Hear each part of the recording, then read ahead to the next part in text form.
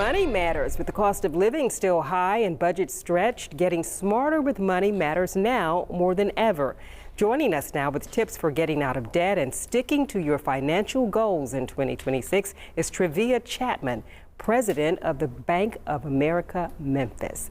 Thank you for being here so much. It's my pleasure to be here. Thank you for having me. Now, this is a big issue because a lot of people set goals surrounding money. Is that a big goal that people have for the new year? Absolutely. In fact, when we think about those big goals that people have for the new year, the Bank of America Institute did a study, and we saw that there were some top core values that people had around money, and that's making sure to save and invest more, thinking about how to travel more, paying off debt, and also the opportunity to really dive into health and wellness. I think that people say it's right up there with exercising more with the new year, that resolution. So is it also the case whereby now a lot of people have fallen off of their resolution with exercise? What about money? Does that tend to happen sometimes when people start with these great goals, but sometimes it kind of just falters? I'm glad you brought up exercise, since that's one of the top things that came out of the study, that when we think about how can we bring the two together, let's say for instance that I want to exercise more, but I also want to make sure I don't fall off my budget. What I have to really think about is what is the cost of me wanting to exercise more? That could be a gym membership. And how much is that gym membership? And making sure that when I look at what my overall goal is financially, what my income is, ensuring that I identify the right gym membership, the right cost, whether it's gold, silver, bronze, you know, gyms have different memberships, but making sure that it is something that fits my budget and that I can afford. And talking about budget, that B word, a lot of people are kind of afraid of it. How important is that, and how simple can it be if you make it simple?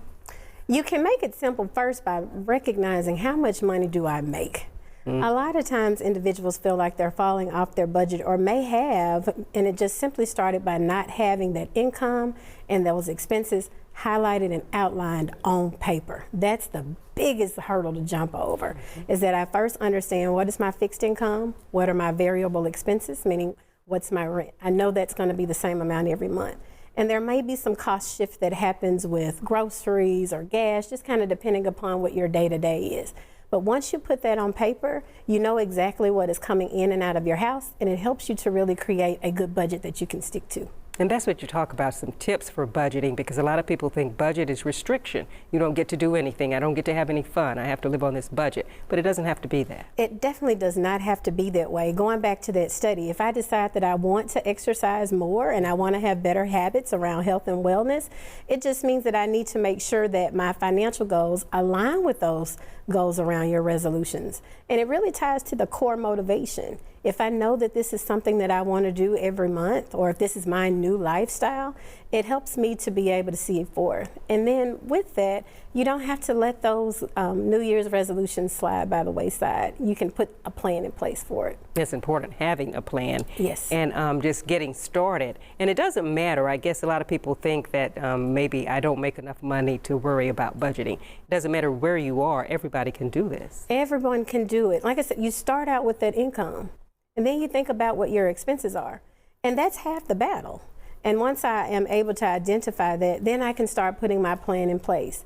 If I want to save more or spend more because I want to splurge and be able to take some travel or get out with my family or friends, if I put it on paper, I put a plan in place. And some of the easiest ways to do that in terms of tips is once I have identified what my income and my expenses are, then I can do something what we call a zero-based budget. That's where I'm spending all my money down on paper, where I'm telling my money where I want it to go. So for example, if I know what my rent is, or I know what my variable expenses are around utilities, there may be an extra buffer over at the end of the month, $200. What do you want that $200 to do for you? Is it gonna pay for, you know, an additional bump in your savings account, or is it something that you wanna do to go out on a trip? It's telling that money what to do. And very quickly, because the other thing that looms is tax season, and that comes right after these holidays and people setting the budget, but then you may have these taxes, you may get some money back, or you may have to pay. Absolutely. So you have to plan for that as well. Absolutely, you have to plan for that. And the best way to do it is, again, just put that plan in place and think about what happened last year. Is there anything that changed last year so that I can go ahead and be prepared for that? Did I get a refund check? And if I got a refund check, what am I going to do differently with this year? Right. And if for some reason I fell off my budget, it's okay. We stop, we learn from it, and we move forward. And we got some good tips from that through our Better Money Habits site at bankofamerica.com. And that's where you go, bankofamerica.com, for Yes. more tips and information. Absolutely. Well, thank you so much for being here. We appreciate it and got to get off on the right track with our money. Absolutely. It's my pleasure. Thank All right. you. Thank you, Travia.